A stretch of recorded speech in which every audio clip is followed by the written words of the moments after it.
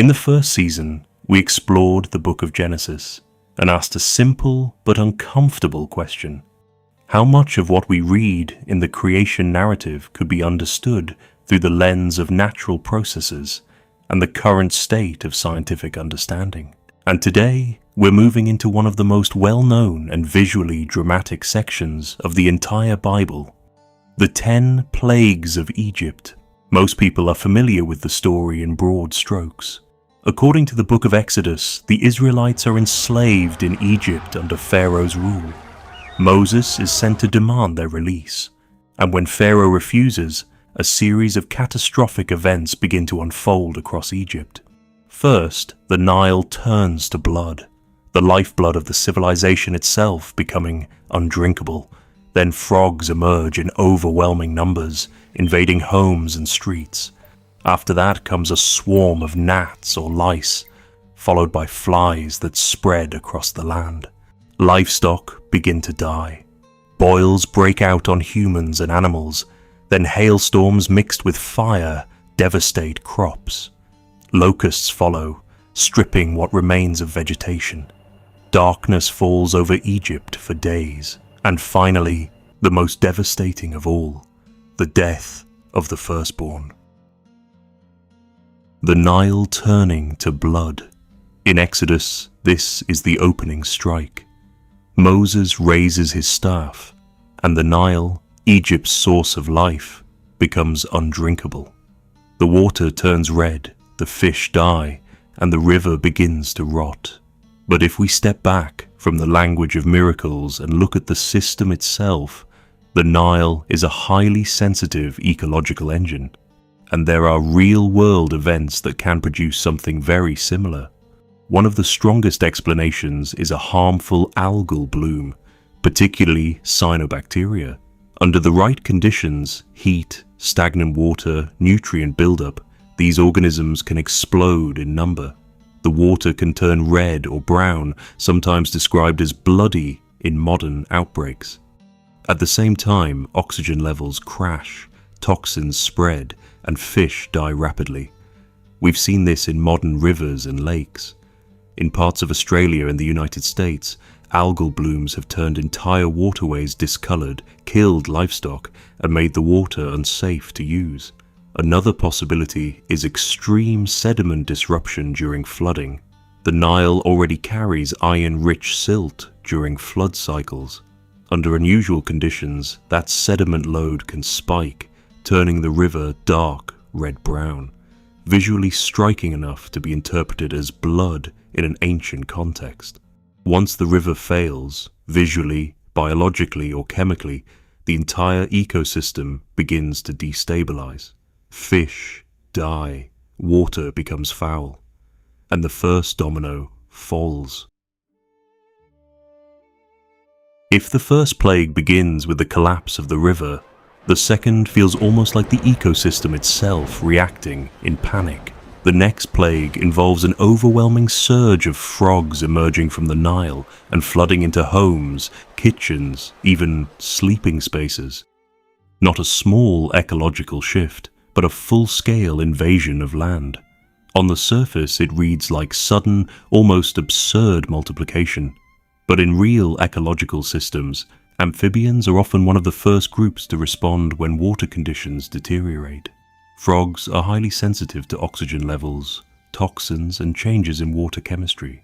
In modern environmental events, particularly after algal blooms, pollution spikes, or oxygen crashes, we see mass amphibian displacement. They don't choose to leave in a coordinated way. They are pushed out by the system collapsing beneath them. We've seen similar patterns in documented wetland die-offs, where amphibians abandon breeding sites en masse, sometimes moving into agricultural land or human settlements simply because the water they depend on is no longer viable. So, if we follow the logic from the first plague, a Nile system undergoing ecological failure, the appearance of frogs in overwhelming numbers is not a separate event. It is a secondary response. But the key detail in the biblical narrative is not just their emergence. It's what happens next. They die in large quantities and the land is left contaminated.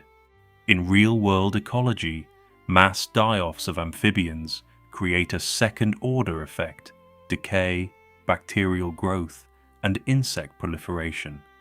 What begins in the water begins to transition into the land. The third plague represents what happens after that displacement begins to rot. Gnats, or lice, depending on the translation.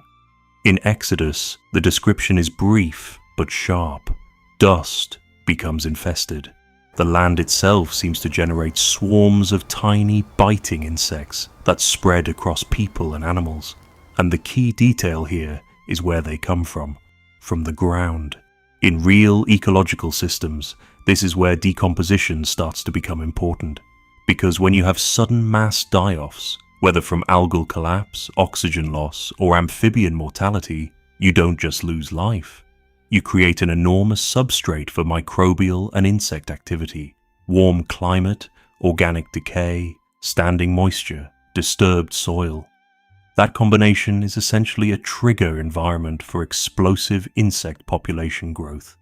After floods, after fish kills, after livestock die-offs, there are documented spikes in biting midges, flies, and other small insects whose life cycles are extremely short and highly responsive to decaying organic matter.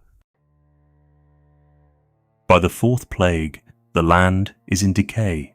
In Exodus, this plague is described as a swarm that fills houses and land, spreading across Egypt in overwhelming numbers. Unlike the previous stage, this is no longer about tiny insects emerging from dust. And if we stay within the ecological chain we've been building, this actually fits a very familiar, real-world pattern. Because once you reach large-scale organic decay, fish kills, amphibian die-offs, contaminated water, and exposed waste, you create ideal conditions for fly population explosions. Flies are highly efficient opportunists. Their reproductive cycles accelerate rapidly when decaying organic matter is abundant, and population explosions can occur within days in the right conditions. We've seen this in modern agricultural disasters and flood events. After large-scale livestock deaths or prolonged flooding, fly populations can increase rapidly in a matter of days, not because new insects are appearing, but because existing populations are cycling through life stages faster, with abundant resources supporting exponential growth. At this point, the environment is no longer just unstable, it is actively sustaining decay across every layer of daily life.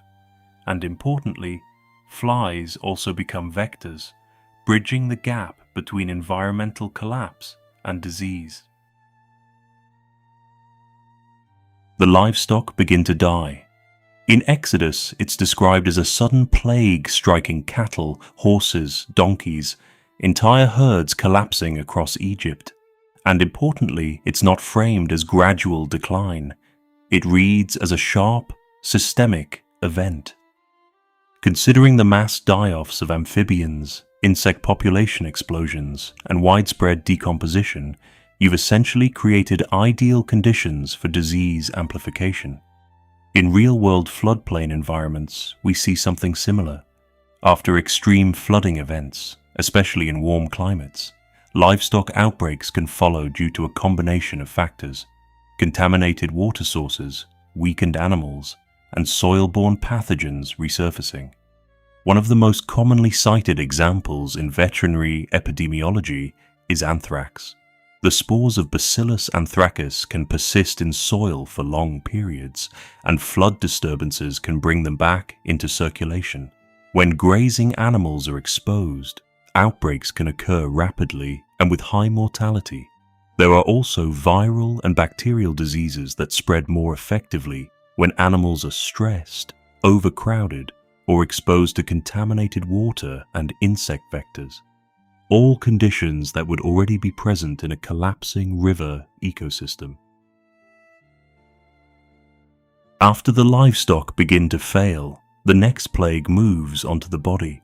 Boils, This is described as painful skin lesions breaking out on humans and animals across Egypt. Here we are no longer dealing with a single mechanism, but a convergence of exposure pathways. Contaminated water, insect vectors, weakened immune systems, and close contact between humans and dying livestock all create conditions where skin and soft tissue infections can spread rapidly. Bacterial infections like staphylococcal skin disease can spread rapidly in conditions where hygiene systems are overwhelmed. Insect bites can create entry points for secondary infection. Contaminated water exposure can worsen skin integrity. And in some floodplain diseases, you even see zoonotic transmission, pathogens moving between animals and humans under shared environmental stress. Hail mixed with fire. During the next plague, a violent storm system devastates Egypt. Hail falls in large quantities, destroying crops in the fields while fire flashes through the storm. In real meteorological terms, this aligns closely with a severe convective storm event. Powerful updrafts can generate large hailstones capable of widespread agricultural destruction, particularly in flat, exposed floodplain environments. The fire described in the text is consistent with intense lightning activity within storm systems, rapid, branching electrical discharge moving through clouds and striking the ground. These kinds of storms are not supernatural, but they are extreme, and they often form under unstable climatic conditions, which means this plague fits a broader pattern. A system already under ecological stress becomes more vulnerable to atmospheric volatility. And now, what remains of Egypt's food supply is directly exposed. But the next phase does not just damage crops, it removes them entirely. The locusts arrive after the storm. They sweep across the land in overwhelming numbers, consuming everything left after the hail, every remaining crop, every green surface, every trace of vegetation. Locust swarms are one of the most well-documented natural phenomena in agricultural history. They form under very specific environmental conditions, periods of heavy rainfall that promote breeding, followed by sudden drying and wind shifts that trigger mass migration. We've seen modern equivalents in East Africa and parts of the Middle East, where swarms have covered entire regions and stripped farmland within hours. So in this framing, the locust plague is not an isolated event. It is the biological continuation of the storm system that preceded it.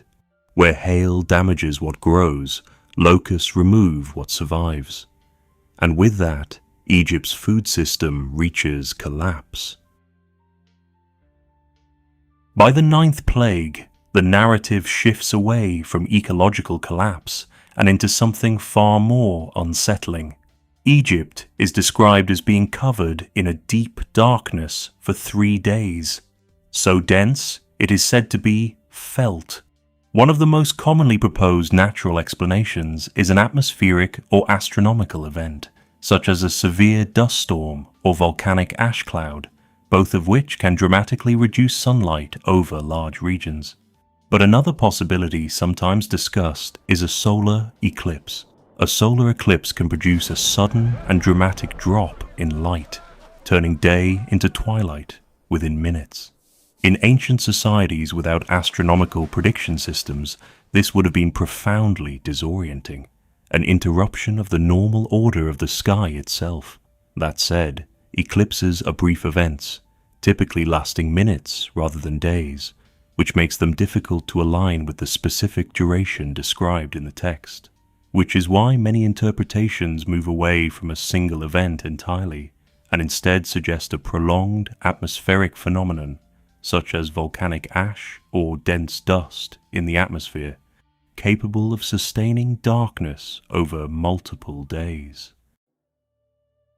By the 10th plague, we reach the point where scientific explanations become far less stable: the death of the firstborn. This is described as a sudden, widespread mortality event across Egypt occurring in a single night. Unlike the earlier plagues, there is no clear environmental system to map this onto, no river collapse, no insect vector, no atmospheric trigger.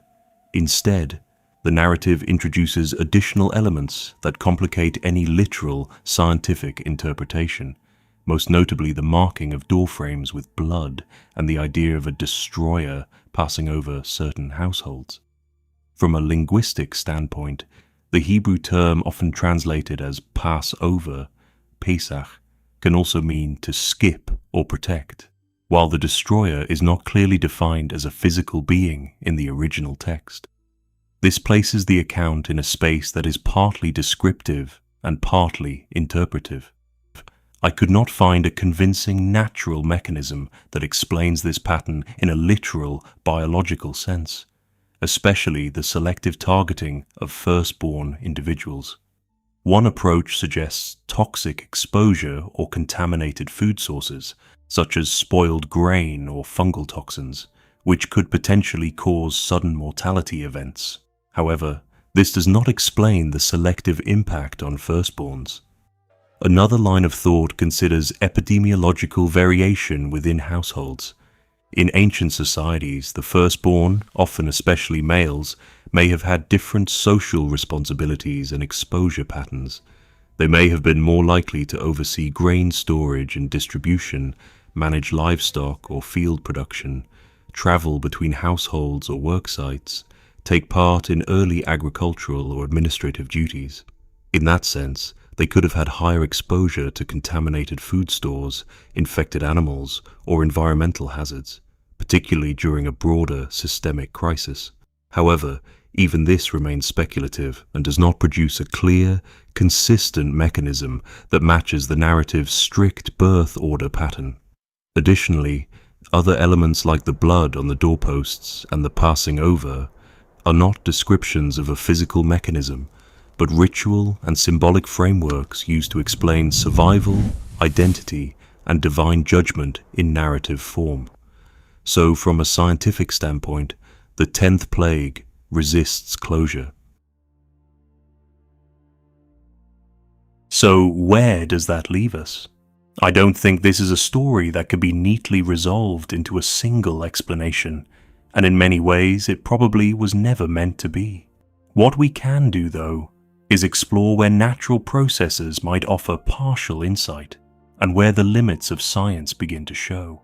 My hope with this video was to shed some light on how these narratives might be understood through ecological and historical lenses, even if many elements remain open, uncertain, or ultimately interpretive. I'd be really interested to hear your thoughts. What do you think could have caused these events? And where do you think the boundary sits between natural explanation and meaning?